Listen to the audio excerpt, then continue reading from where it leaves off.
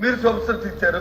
Super six సంబంధించి కేటాయింపుల్ని ఈ budget లో ఎక్కడెక్కడ పెట్టారు? మీరు ఇచ్చిన ఆరు అంశాలని దయచేసి క్లియర్గా ఒక్కొక్కటిగా చెప్పండి. 1,54,00,000 మారు నోటుతోనే వారు ప్రకటించాలని చెప్పి, మరి సిలిండర్ ఎంత సబ్సిడీ అనేది కూడా మారు నోటుతోనే చెప్పారు అధ్యక్ష. 840 రూపాయలు.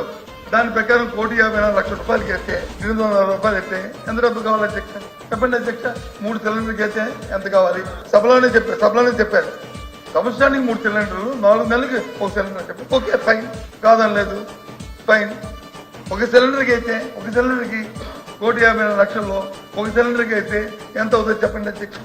1,200 కోట్ల దగ్గర కావాలి ఒక సిలిండర్కి అయితే.